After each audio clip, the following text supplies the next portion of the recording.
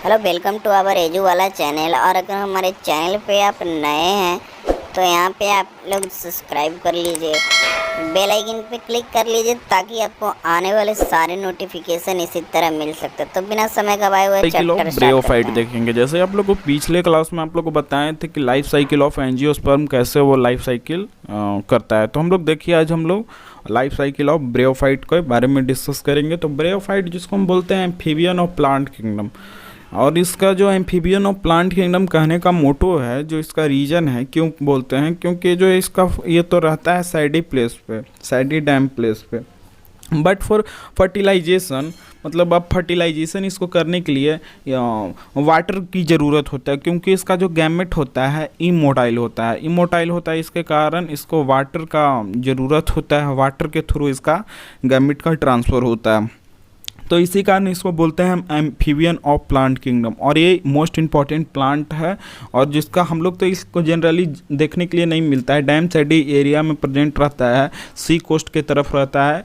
तो ये सब तो ज़्यादातर प्लांट हम लोग देखने के लिए तो मिलता नहीं है, लेकिन देखते हैं इसमें क्या क्या इसका लाइफ साइकिल ये करता है। तो इसका मेन जो प्लांट बॉडी है उसको हम बोलते हैं लीफी गैमीटोफाइट। लीफी गैमीटोफाइट बोलेंगे, जो इसे कि हम लोग फीमेल में एंजियोस्पर्म में बताए थे कि एंजियोस्पर्म मेन प्लांट बॉडी था, उसमें फ्लावर था, लेकिन इसका जो मेल लीफी गैमीटोफाइट होता है।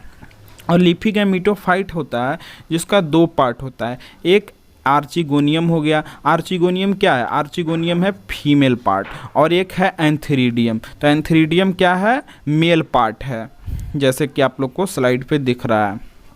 क्लियर कर लेते हैं ताकि आपको अच्छे से जानकारी दे सकें।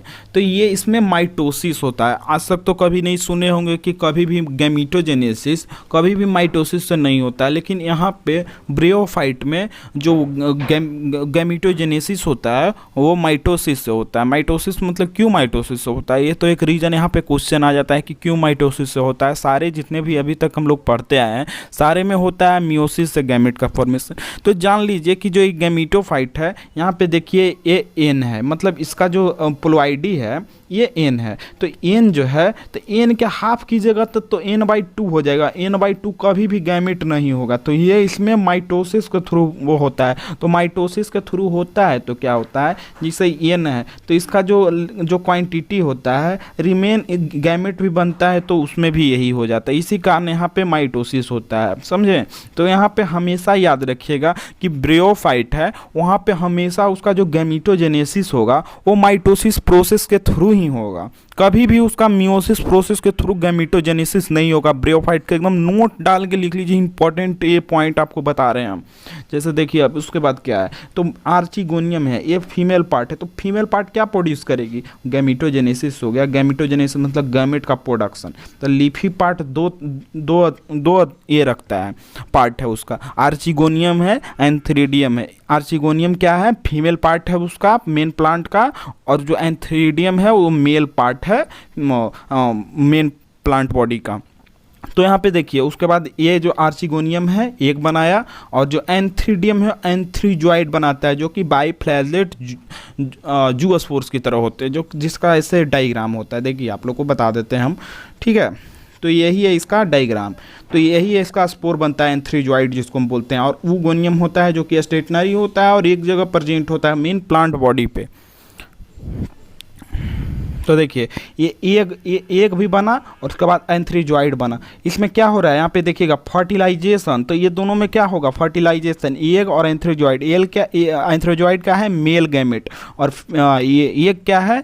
Female gamete. तो फीमेल गैमीटोफाइट और मेल गैमीटोफाइट में फर्टिलाइजेशन हुआ। तो फर्टिलाइजेशन के बाद रिजल्ट आज तक तो बच्चे से पढ़ते हैं कि जाइगोट बनता है। जाइगोट में फिर फाइनली क्लीवेज डिवीजन होता है। तो देखिए एन है, और एन जब मिला, एग का एन और एंथ्रीजॉइड का एक, दोनों का एन मिला, तो यहाँ पे देखिएगा जनरेशन 2n में इंटर कर जा रहा है, जो कि जाइगोट है। देखते जाइए, इंपॉर्टेंट आपको समझ में तुरंत आ जाएगा।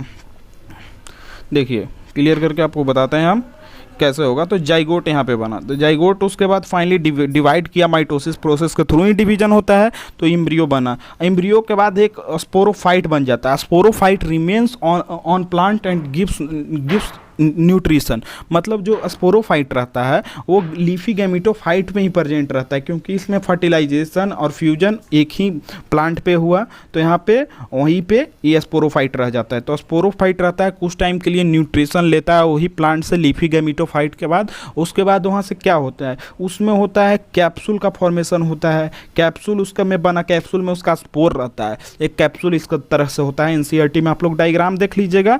कैप्सूल रहता है, उसमें कैप्सूल होता है फूट सीटा कैप्सूल। तो कैप्सूल में होता है उसका मेन स्पोर होता है। कैप्सूल से उसके बाद उसमें बनता है स्पोर मदर सेल। कैप्सूल के अंदर जैसे एक कैप्सूल है, मान के चलिए कि ये ऐसा कैप्सूल मान के चलिए ये होता है। ये दो चीज़ आपको बता देते हैं, ये होता है फूट और ये जो होता है सीटा, ये होता है कैप्सूल। ये कैप्सूल जो है उसी में स्पोर होता है। उसी में क्या बन रहा है, तो उसमें बनता है स्पोर मदर सेल। तो स्पोर मदर सेल में होता है यहाँ पे मियोसिस। देखिए, तो उसको स्पोर में मदर सेल में मियोसिस होता है, तो उसको हम क्या बोलेंगे, स्पोरिक मियोसिस। तो यहाँ पे देखिए आप लोग को स्पोरिक मियोसिस हो रहा है। तो स्पोरिक मियोसिस के बाद उसमें क्या बन रहा है, स्पोर्स बन रहा है। स्पोर्स के बाद स्पोर्स जो होता है जर्मिनेट करता है और फिर लीफी गैमेटोफाइट बनता है, जैसे कि आप लोग को यहाँ पे स्लाइड पे दिख रहा है। तो ये होता है लीवर बॉट में। लेकिन जो मॉसेस होता है उसका कुछ अलग ही फेनोमिनन होता है, उसका कुछ एक उसका जो डिफरेंट फेनोमिनन होता है। उसमें क्या होता है, एक सेक्सुअल बर्ड्स बनता है जिसको हम बोलते हैं प्रोटोनीमा। और प्रोटोनीमा है जो कि फाइनली मैच्योर होके मैच्योर बर्ड्स बनता है। और मैच्योर बर्ड्स होता है जो कि डिटैच हो जाता है लीफी गैमेटोफाइट से, और उसके बाद यहाँ पे क्या बनता है, लीफी गैमेटोफाइट। और जब जैसे ही डिटैच किया तो कहीं भी उसको सॉइल और मॉइस्चर मिलता है तो फिर से एक नया प्लांट का फॉर्मेशन करता है। तो यहीं पे आप लोग को लाइफ साइकिल ऑफ ब्रेयोफाइट का सारा स्टेज डिस्कस करेंगे। इतना से ज़्यादा जानकारी लेना नहीं है नीट वाले स्टूडेंट को, तो बस यहीं पे हम लोग ये वीडियो को समाप्त करते हैं। Thank you.